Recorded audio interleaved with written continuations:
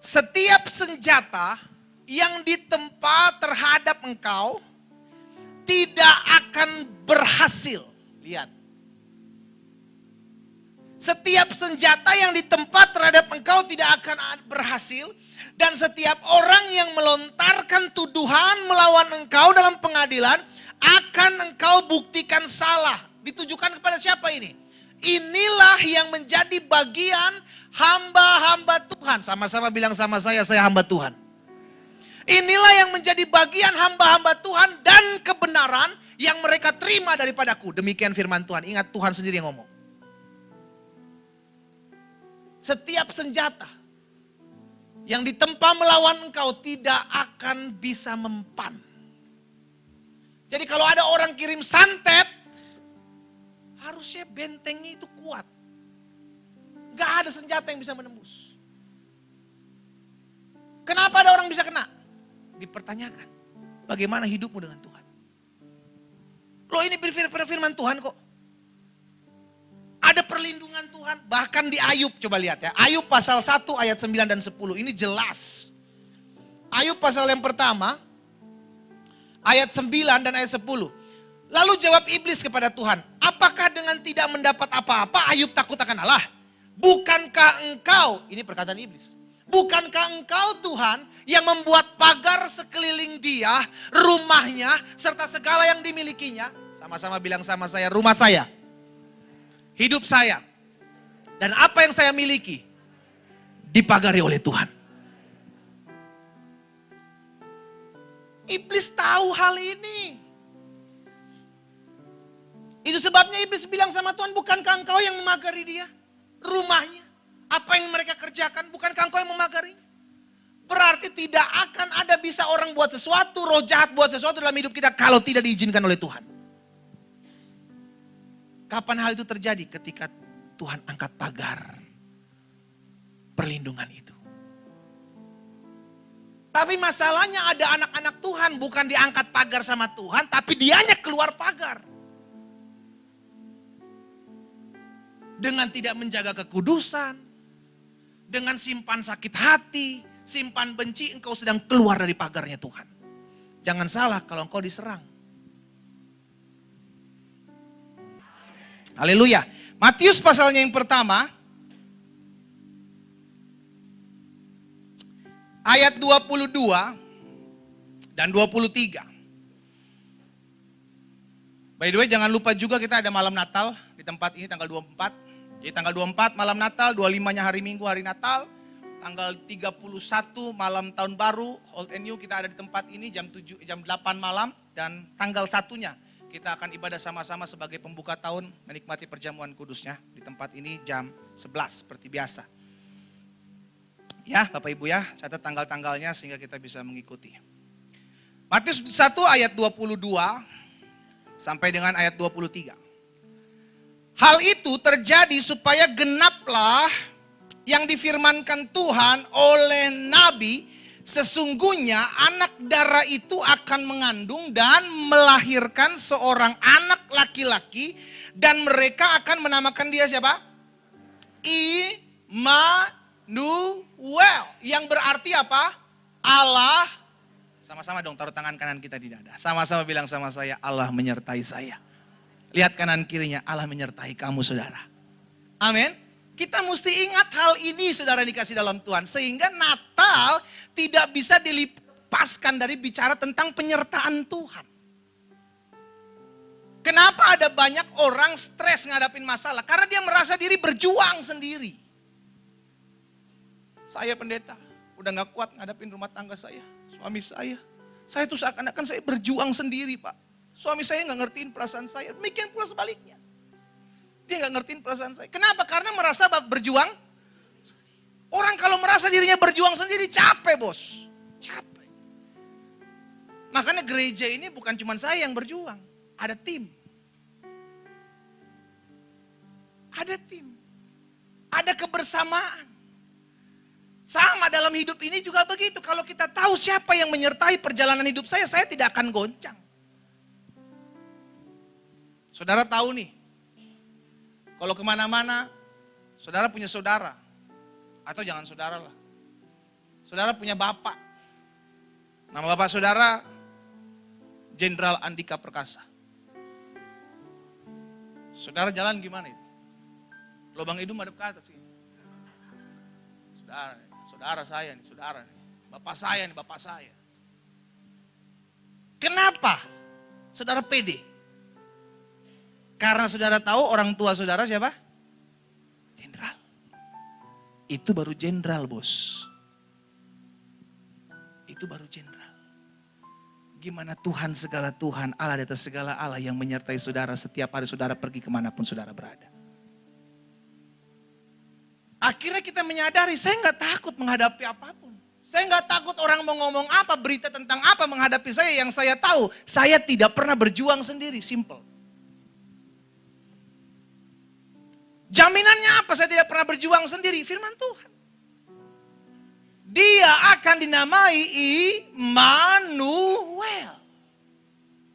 Bukan berdasarkan perasaan-perasaan kita. Kalau berdasarkan perasaan-perasaan kita, kita akan jadi orang-orang, mana katanya Tuhan menyertai saya, kok Tuhan tidak bela perkara saya? Mana katanya Tuhan menyertai saya, kok saya nggak disembuhkan tepat waktunya? Karena merasa diri apa? Merasa diri kok kayaknya saya disertai Tuhan, tapi kok kayak nggak ada merasa apa-apa gitu ya. Itu sebabnya Tuhan Yesus pernah bilang begini, berbahagialah mereka yang tidak melihat namun. Kita udah ada yang pernah lihat muka Tuhan Yesus? Udah pernah ada yang berjumpa dengan Tuhan Yesus? Tapi kenapa saudara percaya? Kenapa saudara percaya? Karena iman. Makanya orang-orang muda hati-hati. Jangan salah bergaul. Hari-hari ini akan banyak dipertanyakan, lu percaya Tuhan? Lu kalau percaya Tuhan kenapa begini? Kenapa begitu? Akan ada pertanyaan-pertanyaan begitu. Itu sebabnya kenapa banyak orang-orang muda sekarang jadi pemahamannya bukan lagi punya agama, nggak ada, agnostik saudara. Tidak lagi tidak mempercayai akan adanya Tuhan, dia percaya akan adanya Tuhan, tapi bisa jadi dia tidak lagi mempercayai akan adanya Tuhan. Itu kepercayaan saudara. Tidak menganut paham sebuah agama. Kenapa? Karena yang dia lihat itu. Mana katanya Tuhan saya baik? Tuhan saya baik, kenapa rumah tangga orang tua saya berantakan? Orang tua saya rajin beribadah, rajin melayani. Tapi tiap kali mereka pulang ke rumah mereka berantem. Mereka ribut, mana Tuhan membela rumah tangga orang tua saya? Pernah gak saudara berpikir begitu? Akhirnya mereka mempertanyakan eksistensi Tuhan ada nggak sebenarnya?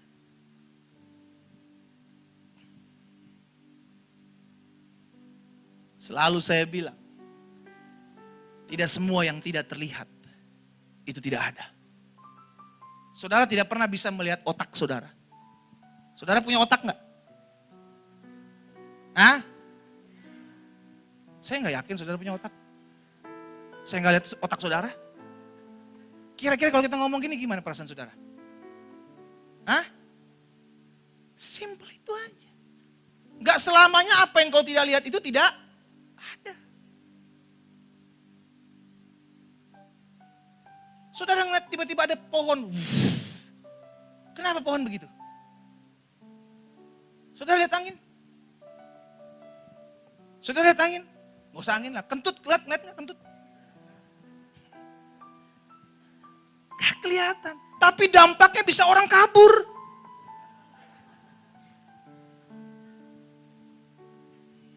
Jadi lain kali nih kalau ada orang yang bilang, gue gak percaya kan adanya Tuhan, tunggu sini.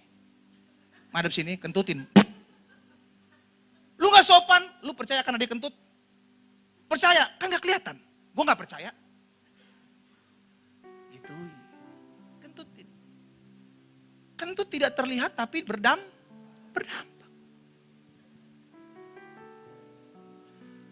Itulah liciknya setan. Di dalam Taman Eden, setan mulai membuat bingung Hawa. Zaman sekarang, setan sedang membuat bingung orang-orang percaya dengan keberadaan Tuhan. Kita nggak lihat, tapi kita percaya Tuhan menyertai kita. Berdasarkan apa? Firman. Berdasarkan apa? Firman. Saya nggak peduli, saya belum sembuh sampai sekarang. Saya nggak peduli saya masih punya hubungan nggak baik dengan suami saya, tapi saya percaya sampai hari ini Tuhan tidak pernah meninggalkan saya. Itu iman. Kau tidak pernah melihat Tuhan, tapi engkau percaya. Yesus bilang berbahagialah mereka yang tidak melihat, namun percaya.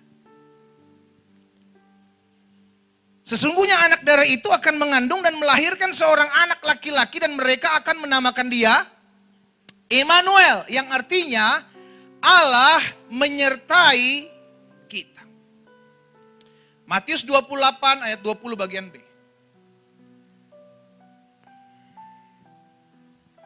Matius pasal 28 ayat 20.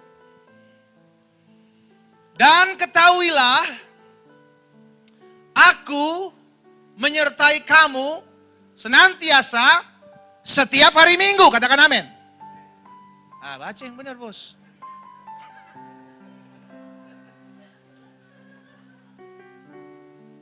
Ada orang begini. Amin, amin. Aminnya bukan amin, tapi kaget.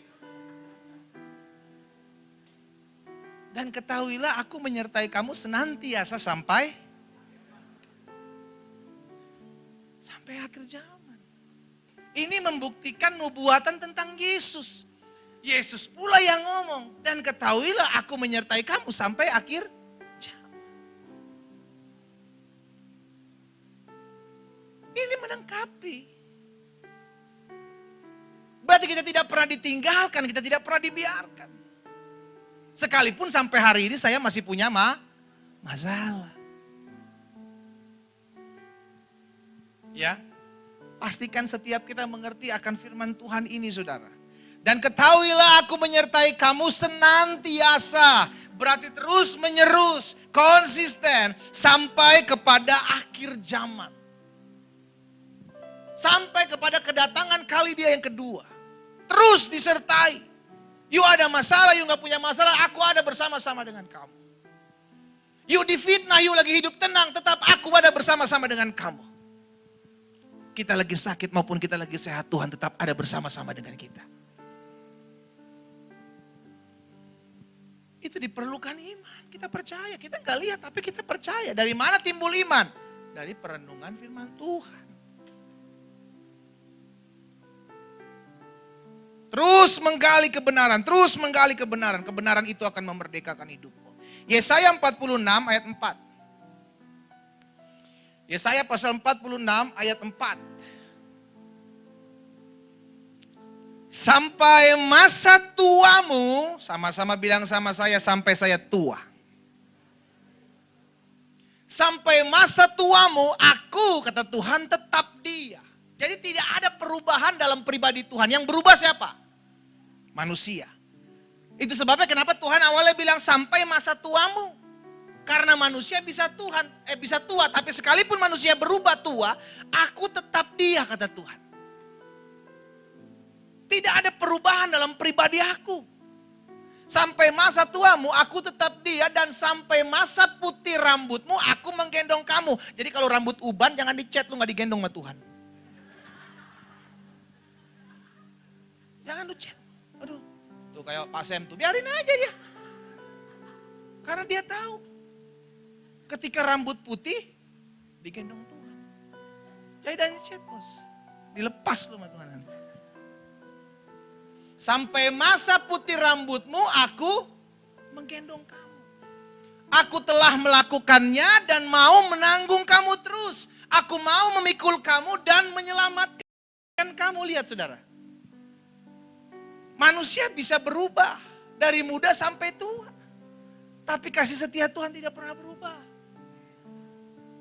Itu sebabnya dia Allah yang bertanggung jawab. Dia mau bahkan dari sampai kita kecil sampai kita tua, dia tetap menggendong kita. Dia tetap memeluk kita. Bahkan Alkitab mencatat, aku mengukir engkau di telapak tanganku. Mazmur 37 ayat 25. Saya mau kita baca dulu ayat-ayat ini supaya kita mengerti ya, saudara ya. Ini kesaksian Raja Daud. Ini kesaksian dia. Apa yang dia katakan dalam Mazmur 37 ayat 25? Dahulu aku muda. Mazmur 37 ayat 25. Sekarang telah menjadi tua, tetapi tidak pernah kulihat orang benar ditinggalkan atau anak cucunya meminta-minta roti. Ini kesaksian Raja Daud. Yang aku lihat, kata Daud, dulu aku muda nih. Sekarang aku bertambah-tambah tua, sekarang aku menjadi tua. Tapi tidak pernah aku lihat orang benar ditinggalkan. Siapa orang benar? Sama-sama bilang sama saya. Saudara dan saya adalah orang-orang yang sudah dibenarkan. Kita sudah dibenarkan oleh kematian Kristus di atas kayu salib. Kita yang tadi hidupnya hancur, kita dibenarkan oleh penebusan. Itu sebabnya kita menjadi orang-orang benar yang dilayakkan. Bukan karena perbuatan baikmu, bukan karena amal ibadahmu kamu diselamatkan, tapi karena kasih karunia. Kita diselamatkan, kita dibenarkan. Dan itulah sebabnya apa yang menjadi kesaksian Raja Daud itu akan datang dalam kehidupan kita. Sama-sama bilang sama saya, itu akan saya dapati. Dahulu aku muda, sekarang telah menjadi tua, namun aku tidak pernah melihat orang-orang benar ditinggalkan.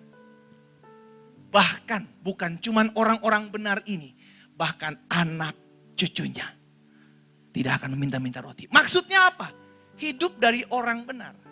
Itu bukan cuma berdampak buat dia, tapi juga akan berdampak buat anak cucunya. Kenapa? Ini terbukti ketika setiap hari Minggu kita datang ibadah. Kita bukan cuma datang ibadah sendiri, kita membawa serta anak-anak kita. Untuk apa? Dididik dalam terang firman. Sehingga anak-anak kita bertumbuh mengenal Tuhan. Dari masa mereka kecil. Mereka mengasihi Tuhan. Mereka diajar tentang firman Tuhan. Itulah sebabnya Alkitab katakan anak cucu orang benar. Karena orang benar tidak akan mau membiarkan anak-anaknya jauh dari Tuhan. Dia pengen anak-anaknya hidup dekat sama seperti dia dekat dengan Tuhan.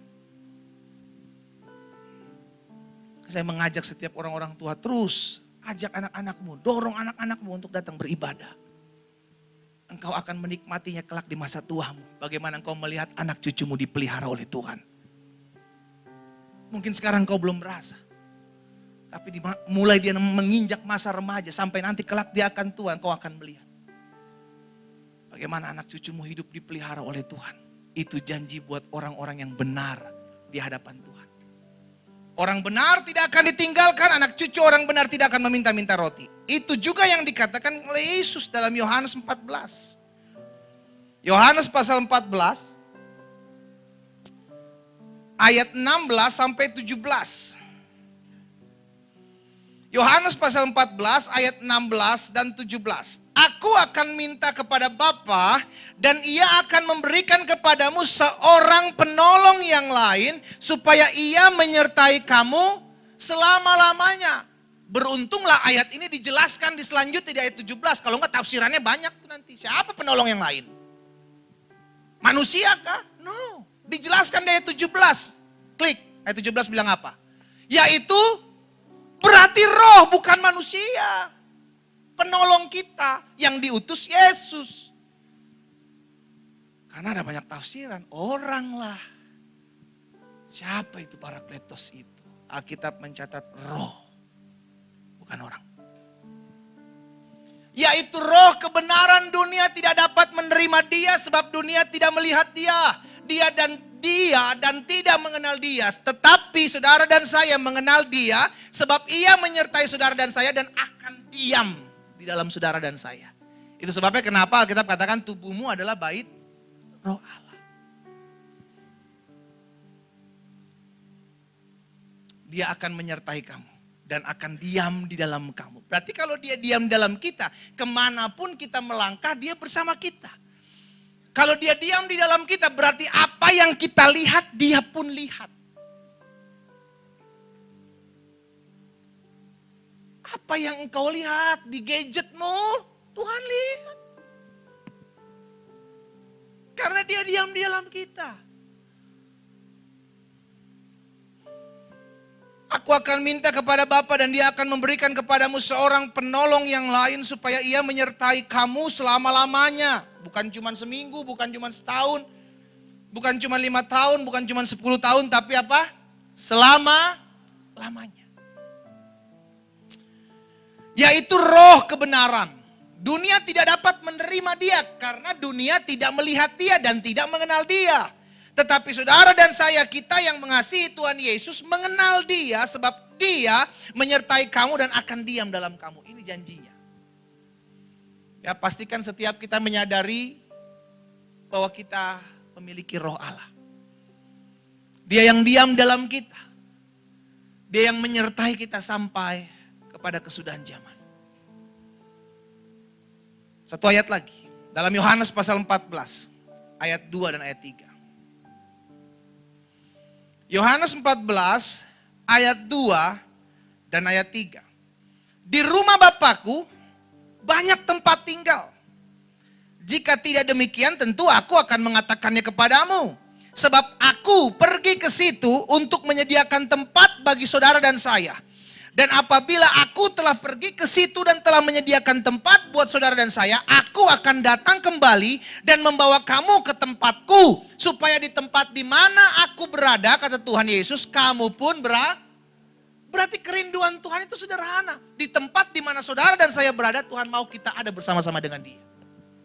Maksudnya apa? Tuhan rindu dekat dengan kita. Tuhan tidak mau meninggalkan kita.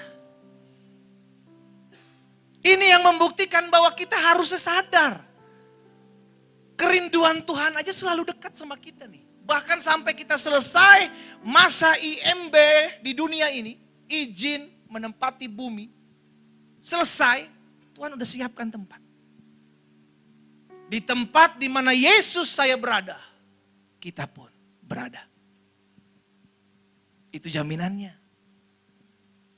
Sehingga akhirnya kita punya pendirian, kita punya ketetapan, keteguhan hati. Tuhan, jangankan hari depan saya, di muka bumi Tuhan pelihara saya, bahkan sorga juga nanti Tuhan sediakan buat saya. Kasih tepuk tangan yang meriah buat Tuhan. Itu jaminan orang percaya, itu jaminan orang benar.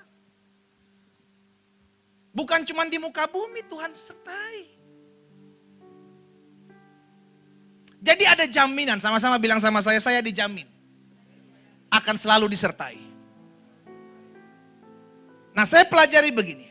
Karena ada jaminan untuk kita tidak pernah berjuang sendiri, karena ada jaminan untuk kita tidak pernah berjalan sendiri, maka ini membuktikan bahwa yang pertama, Tuhan hadir di setiap pergumulan saudara dan saya. Itu dulu saudara mesti ngerti. Kenapa? Karena ada orang merasa kalau kita lagi punya pergumulan tuh seakan-akan Tuhan jauh. Suatu kali murid-murid Yesus ada dalam perahu. Yesus suruh duluan. Yesus lagi berdoa di atas bukit. Apa yang terjadi? Di tengah-tengah perjalanan mereka mengalami angin badai. Yesus tahu mereka mengalami kesusahan. Yesus datang menghampiri mereka. Apa yang murid-murid bilang? Itu hantu. Yang dilihat murid-murid Yesus bukan Yesus pada saat itu. Yang dilihat apa? Hantu. Kenapa murid-murid bilang itu hantu? Karena tertutup oleh badai. Tidak jelas. Badai menutupi pemandangan dan ketakutan mereka. Itu menutupi kepercayaan mereka. Seringkali ketika keadaan damai, keadaan baik, keadaan tenang kita bilang terima kasih Tuhan. Engkau menyertai saya. Tapi bisakah kita berkata terima kasih Tuhan engkau menyertai saya ketika keadaan kita sedang susah? Ketika keadaan kita sedang digoncang. Ketika ekonomi kita sedang goyang. Ketika kesehatan kita sedang diganggu. Bisakah kita berkata Tuhan terima kasih engkau menyertai saya? Tapi hari ini kita mau diingatkan. Apapun pergumulan yang hari-hari ini kau hadapi. Tuhan ada dalam setiap pergumulan.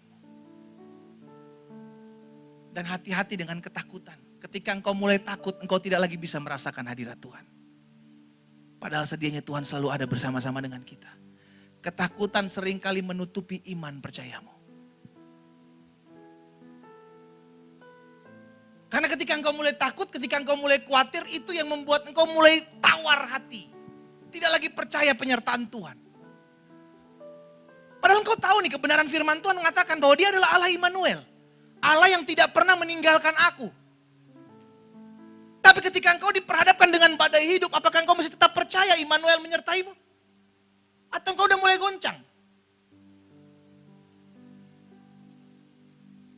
Kedewasaan diperlukan untuk memahami bahwa dia tetap Allah yang menyertai engkau di tengah-tengah badai. Daniel tidak pernah mengingkari kepercayaannya ketika dilemparkan ke gua singa. Bahkan dalam gua singa pun Tuhan menyertai. Sadrak, Mesak, Abednego tidak pernah mengingkari iman kepercayaan mereka ketika mereka dilemparkan dalam dapur api. Mereka tetap percaya. Dalam dapur apilah mereka disertai. Terkadang Tuhan sengaja membiarkan kita ada di dalam badai. Terkadang Tuhan sengaja membiarkan kita diam di dalam badai. Persoalan, masalah, tetap Tuhan kasih biar. Tapi izinkan saya mengingatkan hal ini. Tapi Tuhan ada bersama-samamu di dalam badai. Tuhan ada bersama-sama dengan kita menghadapi apapun. Dia ada di dalamnya, saudara. Murid-murid Yesus adalah contoh. Ketakutan akan membuat engkau tidak lagi merasakan hadirat Tuhan. Bahkan ketika Yesus ada bersama-sama dengan murid-muridnya dalam perahu. Angin badai yang sama dihadapi. Salah satu muridnya bilang, "Guru, engkau tidak peduli kalau kami binasa." Padahal dalam perahu itu ada Yesus. Padahal dalam perahu itu ada Yesus. Jangan sampai kita cuma percaya pada saat keadaan aman. Tapi latih diri kita ketika kita percaya, tetap percaya sekalipun keadaan tidak aman. Sekalipun ada dalam bencana, sekalipun ada dalam pergumulan. Terkadang Tuhan izinkan hal itu untuk kita bisa lihat mujizat, saudara. Tuhan izinkan masalah pergumulan untuk kita bisa mengenal Tuhan lebih lagi. Jadi ingat ya, karena ada jaminan Tuhan menyertai kita. Karena ada jaminan kita tidak pernah berjuang seorang diri, maka yang pertama, Dia adalah Allah yang selalu ada dalam setiap pergumulan hidup kita. Selama kita hidup, pergumulan akan tetap ada, bos. Selalu ada, masalah tetap ada. Masalah sama suami lah, masalah sama istri lah, anak-anak lah, mertua lah, menantu, ada. Orang luar. Gak bisa kita lari dari masalah. Gak bisa. Tapi yang perlu kita ingat, sekalipun saya punya masalah, saya punya Tuhan yang menyertai saya di tengah-tengah masalah. Yang kedua, karena ada jaminan untuk kita tidak pernah berjuang sendiri, maka yang kedua saya pelajari, tidak akan ada yang membahayakan kehidupan kita. Sama-sama bilang sama saya, tidak ada yang membahayakan saya. Kenapa saya berani pastikan seperti itu? Karena kita disertai Tuhan. Yang menyertaimu bukan orang kuat di dunia, Pak, Bu. Bukan. Tapi pribadi yang punya dunia. Kalau yang menyertai kita pribadi yang punya dunia, apa yang kita khawatirkan? Apa yang kita takuti? Tidak akan ada yang membahayakan hidup saudara dan saya. Saya mau ingatkan gini, kansermu tidak akan membahayakan hidupmu. Tumormu tidak akan membahayakan hidupmu. Sakit penyakitmu tidak akan membahayakan hidupmu. Tidak akan pernah membahayakan hidupmu. Tapi Tuhan izinkan enggak? Izinkan. Tapi tidak akan ada yang membahayakan. Kenapa? Karena ada jaminannya. Saya disertai Tuhan. Makanya Alkitab bilang begini. Dalam Lukas pasal 10 ayat 19. Lukas pasal 10 ayat 19 Tuhan Yesus bilang begini. Sesungguhnya aku telah memberikan kuasa. Sama-sama bilang sama saya dikasih kuasa. Aku telah memberikan kuasa kepada kamu untuk apa? Untuk menginjak ular dan kalajengking. Ini bicara tentang ancaman. Ini bicara tentang kekuatan-kekuatan dunia. Aku berikan kuasa kepadamu untuk menginjak ular dan kalajengking dan kuasa untuk apa? Menahan serangan musuh. Yang pertama kita dikasih kuasa untuk melakukan penyerangan, menginjak, melakukan penyerangan. Tapi di sisi lain Tuhan juga kasih kepada kita kuasa untuk defense, bertahan. Untuk menahan kekuatan musuh. Ujung-ujungnya apa?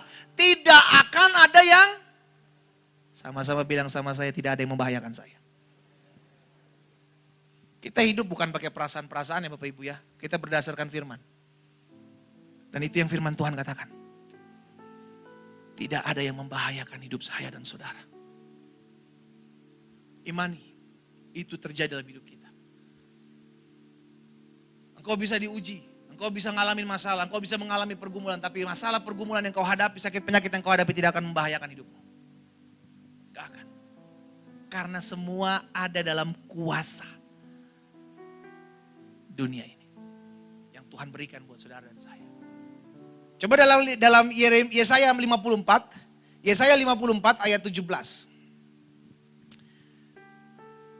Yesaya 54 ayat 17 bilang apa? Setiap senjata yang ditempa terhadap engkau tidak akan berhasil. Lihat. Setiap senjata yang ditempa terhadap engkau tidak akan berhasil. Dan setiap orang yang melontarkan tuduhan melawan engkau dalam pengadilan akan engkau buktikan salah. Ditujukan kepada siapa ini? Inilah yang menjadi bagian hamba-hamba Tuhan. Sama-sama bilang sama saya hamba Tuhan. Inilah yang menjadi bagian hamba-hamba Tuhan dan kebenaran yang mereka terima daripadaku. Demikian firman Tuhan. Ingat, Tuhan sendiri yang ngomong. Setiap senjata yang ditempa melawan engkau tidak akan bisa mempan. Jadi kalau ada orang kirim santet, harusnya bentengnya itu kuat. Gak ada senjata yang bisa menembus. Kenapa ada orang bisa kena? Dipertanyakan, bagaimana hidupmu dengan Tuhan? Loh, ini firman Tuhan kok. Ada perlindungan Tuhan. Bahkan di Ayub, coba lihat ya. Ayub pasal 1 ayat 9 dan 10. Ini jelas. Ayub pasal yang pertama, ayat 9 dan ayat 10. Lalu jawab iblis kepada Tuhan, apakah dengan tidak mendapat apa-apa Ayub takut akan Allah? Bukankah engkau, ini perkataan iblis. Bukankah engkau Tuhan yang membuat pagar sekeliling dia, rumahnya, serta segala yang dimilikinya? Sama-sama bilang sama saya, rumah saya. Hidup saya dan apa yang saya miliki dipagari oleh Tuhan. Iblis tahu hal ini. Itu sebabnya iblis bilang sama Tuhan, bukankah engkau yang memagari dia? Rumahnya, apa yang mereka kerjakan, bukankah engkau yang memagarinya? Berarti tidak akan ada bisa orang buat sesuatu, roh jahat buat sesuatu dalam hidup kita kalau tidak diizinkan oleh Tuhan. Kapan hal itu terjadi? Ketika Tuhan angkat pagar perlindungan itu. Tapi masalahnya ada anak-anak Tuhan bukan diangkat pagar sama Tuhan, tapi dianya keluar pagar. Dengan tidak menjaga kekudusan, dengan simpan sakit hati, simpan benci, engkau sedang keluar dari pagarnya Tuhan. Jangan salah kalau engkau diserang.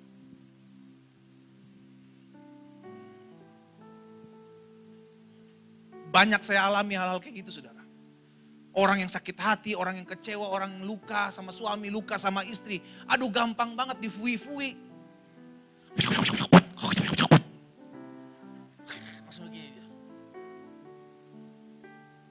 Karena hatinya gak dijaga. Alkitab udah katakan jagalah hatimu dengan segala kewaspadaan. Jadi cuma dua yang bisa membuat kita keluar dari pagar. Yang pertama karena Tuhan izinkan pagar itu diangkat. Atau yang kedua kita yang lompat pagar. Dengan cara simpan kebencian, simpan kepahitan, tidak jaga kekudusan. Engkau sedang membuat dirimu jadi mangsa. Padahal ketetapan firman Tuhan sudah jelas. Tidak ada senjata yang bisa ditempa melawan engkau. Itulah bagian-bagian hamba-hamba Tuhan. Siapa hamba-hamba Tuhan? Saudara dan saya. Setiap kita adalah hamba-hamba Kristus. Yang tadinya kita hamba kegelapan, hidup dalam dosa, hidup dalam perzinahan. Diselamatkan oleh darah Yesus. Dipindahkan ke dalam kerajaan yang kekal. Kita diangkat menjadi hambanya. Kitalah hamba Tuhan. Dan janji Tuhan buat hamba-hambanya. Ada perlindungan buat saudara dan saya. Tidak akan ada yang membahayakan hidupmu. Ada perlindungan Tuhan. Ya, yang ketiga, karena ada jaminan untuk kita tidak pernah berjuang sendiri menjalani hari-hari hidup kita, maka ingatlah yang pertama, Tuhan hadir dalam setiap pergumulan kita. Yang kedua, tidak akan ada yang membahayakan hidup kita. Dan yang ketiga, jaminannya adalah kita hidup dalam pemeliharaannya yang ajaib. Sama-sama bilang sama saya, Tuhan yang pelihara saya. Engkau kerja, engkau berbisnis, engkau usaha, berkat itu bukan datang dari bosmu, bos. Berkat itu datang dari Tuhan. Engkau lakukan segala sesuatu. Tapi yang memberkatimu siapa? Kalau kita sadar bahwa apa yang kita kerjakan, apa yang kita usahakan, berkat itu datangnya daripada Tuhan. Kita sadar dan kita gak akan jadi orang-orang yang sombong. Ini semua karena saya yang usaha. Semua karena kepintaran saya. Kalau saya gak atur strategi gak akan pernah bisa. Bos, kalau Tuhan bilang begini, tidur terus, selesai. Lu bilang apa kepintaran, kekuatan, apa yang kita bisa?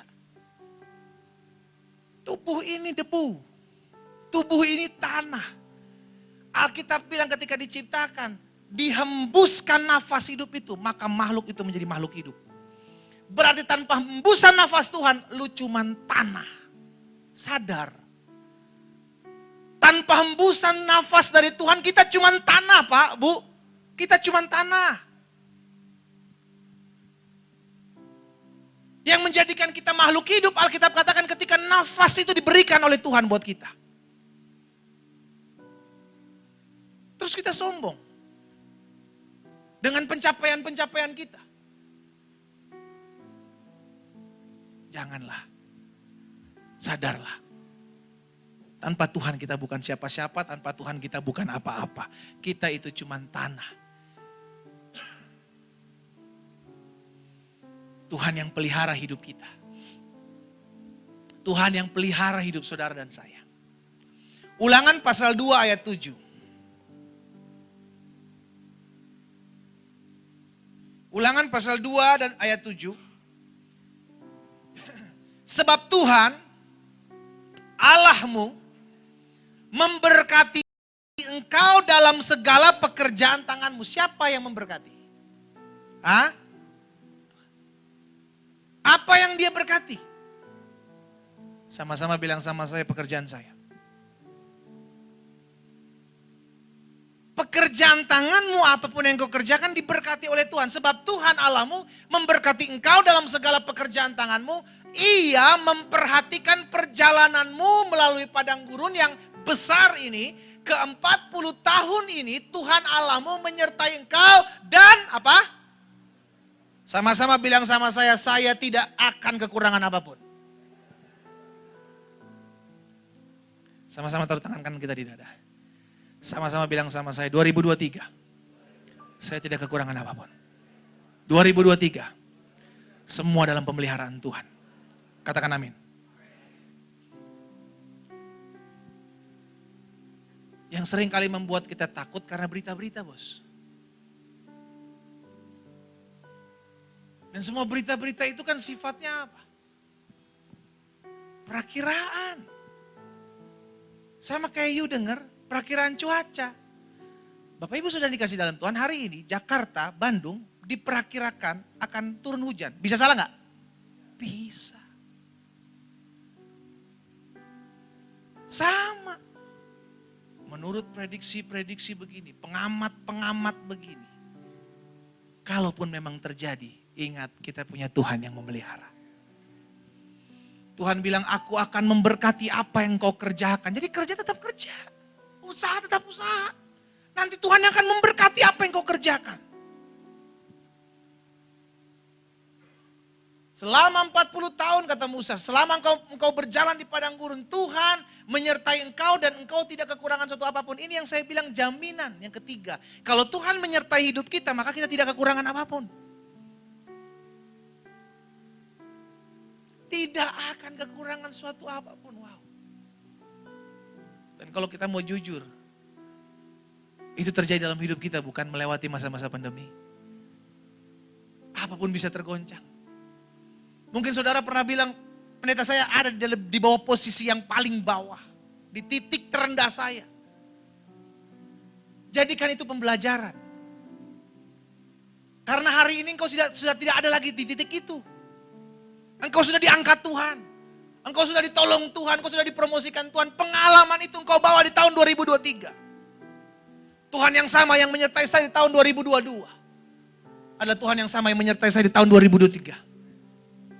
Apapun tidak akan kekurangan yang baik. Karena itu janji Tuhan. Satu lagi. Dalam Ulangan 29 ayat 5. Ulangan 29 ayat 5. 40 tahun lamanya aku memimpin kamu. Lihat, bangsa Israel dipimpin oleh Tuhan. Dan apa yang terjadi ketika hidupmu dipimpin oleh Tuhan? 40 tahun lamanya aku memimpin kamu berjalan melalui padang gurun. Pakaianmu tidak menjadi rusak di tubuhmu. Dan kasutmu tidak menjadi rusak di kakimu. Apa yang dipakai di tubuh orang-orang Israel pada saat itu, dia pakai terus selama 40 tahun berjalan di padang gurun. Seharusnya hancur berantakan. Ada yang solnya udah kelepas mungkin. Lah kita biar merek bagus kayak gimana juga 40 tahunan bukan cuma sepatu baju. Kitanya juga udah selesai.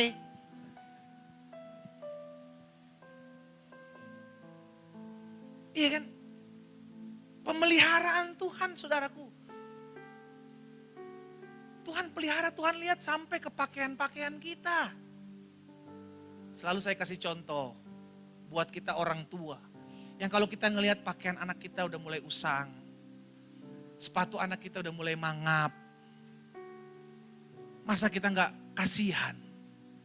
Kita aja sebagai orang tua aja punya belas kasihan. Mau memelihara, mau memperbaiki baju maupun anak-anak kita maupun sepatu anak-anak kita kalau memang sudah rusak. Apalagi Bapak kita di sorga. Halo? Apalagi Tuhan kita.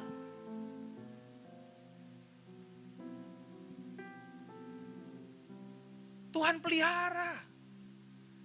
Alkitab mencatat 40 tahun. Satu generasi. Jubahnya tidak rusak, kasutnya tidak rusak. Karena apa? Karena disertai Tuhan. Lihat ayat pertama ini. 40 tahun lamanya aku memimpin kamu. Jadi selama Tuhan memimpin kita, kita aman. Selama Tuhan memimpin kita, kita hidup dipelihara. Amin. Yang keempat, yang terakhir. Karena ada jaminan untuk kita tidak pernah berjuang seorang diri. Maka ingatlah hal ini. Yang pertama ingat bahwa Tuhan selalu hadir dalam setiap pergumulanmu. Kita disertai Tuhan bukan berarti disertai Tuhan kita gak punya masalah. Kita disertai Tuhan tetap masih ada masalah. Kita disertai Tuhan tetap masih ada pergumulan. Tapi di tengah-tengah masalah, di tengah-tengah pergumulan Tuhan tetap ada. Yang kedua, jaminan kita. Karena kita tidak pernah berjuang sendiri. Maka ingatlah tidak akan ada yang membahayakan hidup kita. Karena saudara disertai Tuhan. Ada banyak contoh. Kejadian-kejadian yang tidak berkenan Tuhan luputkan. Kenapa? Karena jaminannya Tuhan menyertai kita. Dan yang ketiga, karena Tuhan menyertai hidup kita, maka kita dipelihara dengan cara Tuhan yang ajaib. Saya ingat ketika Elia masuki masa-masa kelaparan pada saat itu. Tuhan bilang apa sama Elia? Pergi ke tepi sungai Kerit. Nanti kamu minum dari sana. Makannya di mana saudara? Makannya gimana? Makannya gimana? Lu ada yang sekolah minggu gak sih? Dikasih burung gagak bos. Burung gagak. Bukan burung gereja, bukan. Burung gagak.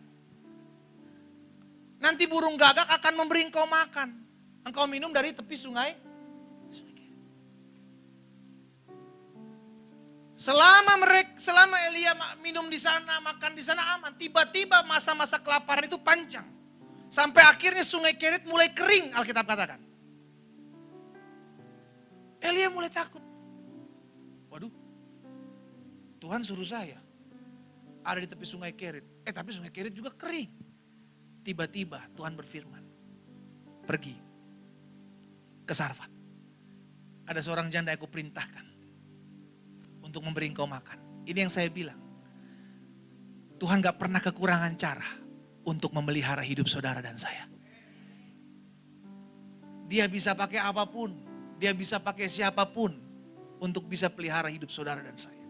Jangan pernah membatasi cara kerja Tuhan. Jangan penuh dengan ketakutan. Aduh gimana ya, kalau begini gimana? Kalau begitu gimana? Kalau begini gimana? Terkadang kita tuh lebih sok tahu daripada Tuhan yang maha tahu. Bagaimana kalau terjadi seperti ini? Kita sedang menakut-nakuti diri kita sendiri. Kalau bicara tentang pemeliharaan Tuhan, serahkan kepada ahlinya. Bicara tentang pemeliharaan hidup, bicara tentang pemberian, itu serahkan kepada ahlinya.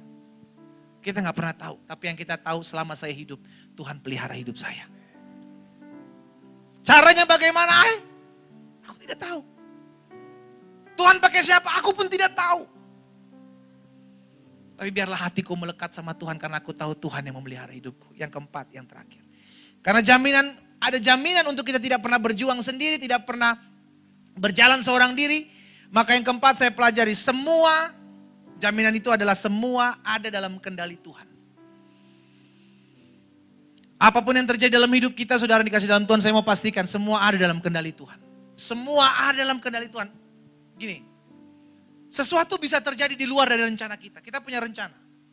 Tapi tiba-tiba miss, ya gak apa-apa. Itu membuktikan bahwa kita memang masih manusia kok. Ada banyak rencana-rencana kita yang gagal. Tapi gak usah pusing, gak usah stres. Karena kita tahu rencana saya gagal, tapi rencana Tuhan tidak pernah gagal. Semua dalam kendalinya Tuhan, semua dalam kontrolnya Tuhan. Masalahmu yang sekarang kau hadapi, Pak, Bu. Masalahmu yang kau hadapi sekarang ini, itu hanya bagian kecil. Dari rencana Tuhan yang besar. Jadi jangan cuma ngeliat yang kecilnya. Karena terkadang ada bagian-bagian kecil yang mengerjakan perkara-perkara besar dalam hidup kita. Itu proses. Jalani. Karena kita gak pernah tahu mungkin masalahmu saat ini adalah batu loncatan untuk engkau melihat keberhasilan dari Tuhan. Kita gak pernah tahu. Tapi tetaplah taat, tetaplah setia. Roma 8 ayat 28. Allah turut bekerja dalam segala sesuatu untuk mendatangkan kebaikan. Segala sesuatu dia pakai. Segala sesuatu dia atur. Tujuannya satu, untuk mendatangkan kebaikan buat setiap kita yang mengasihi Tuhan. Saya